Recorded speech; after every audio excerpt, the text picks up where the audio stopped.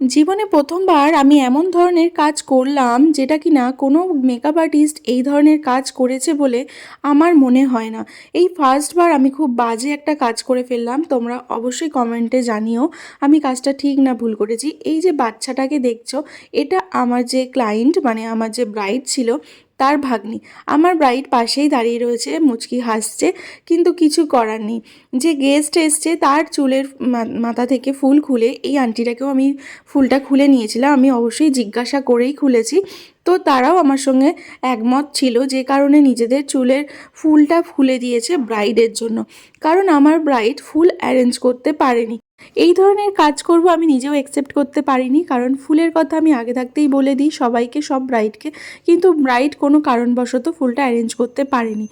এছাড়াও বিয়ের দিনকে প্রত্যেকটা মানুষ এসে এত পরিমাণে ডিস্টার্ব করছিল, বারবার ঘরের দরজাটা, তোমরা দেখতেই পাচ্ছ পিছনের দরজাটা বারবার, এই যে আমার ব্রাইডও প্রবলেম ফিল করছে, তো এখানে বারবার দরজাটা মিনিমাম মনে হয় আমরা 50 বারের ওপর দরজাটা খোলা আর বন্ধ করেছি। এখানে ব্রাইডেরও খুব হাঁচি হচ্ছিল, তার জন্য তার প্রবলেমও হয়েছিল, নাকের ওপর থেকে পুরো উঠে গেছিলো মেকআপটা।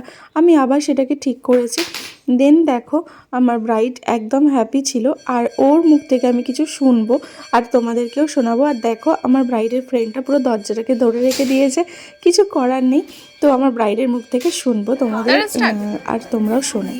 এবার পেটাবো ভালো ম্যানেজ করে কেমন এটা লোকের ধার করা, এটা চুলটা চুলের ফুলটা চুলের ফুলটা ধার করা, আর শাড়িটা জোর করে চেয়ে পরানো, এগুলো লোকের সাথে ঝগড়া করে পরানো।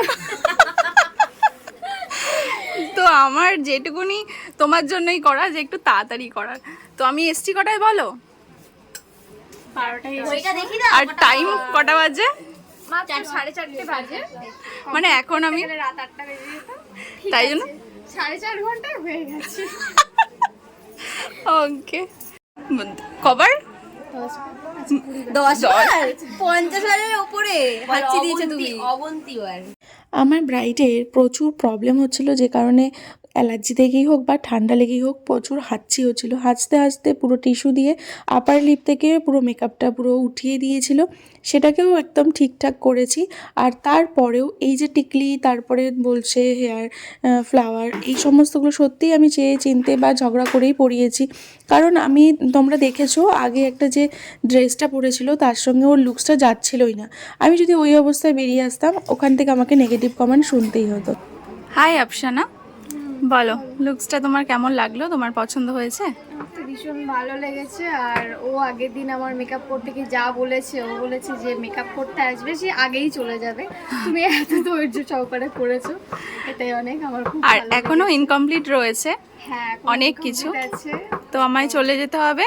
তো তবে বাকিটা তুমি, পাঠিয়ে দেবো ভালো করে তুলে, ঠিক আছে? আর এইটুকুর এখন জন্য- যেটুকুনি হয়েছে সেটুকুতে তুমি খুশি তো? এইটুকুর জন্য হ্যাঁ আমি খুব খুশি। মেকআপ নিয়ে একদম কোনো না, কোনো রকম কোনো কিছু না, আমি খুব খুশি। Thank you so much. Welcome.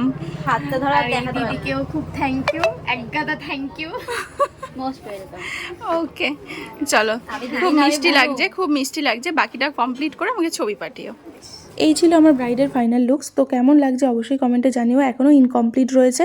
তো মাঝখান থেকে আমার জুতোটাও পাচ্ছিলাম না বাড়ি ফেরার সময়। তো একটা দিদি বাইরে গিয়ে জুতোটা পরে ঘোরাঘুরি করছিল। আমি তো ভেবেছিলাম মনে হয় আমাকে খালি পায়ে বাড়ি ফিরতে হবে। যাই হোক ফাইনালি পেলাম জুতোটা। তো ভিডিওটি ভালো লাগলে অবশ্যই লাইক কমেন্ট শেয়ার করো। থ্যাংক ইউ সবাইকে।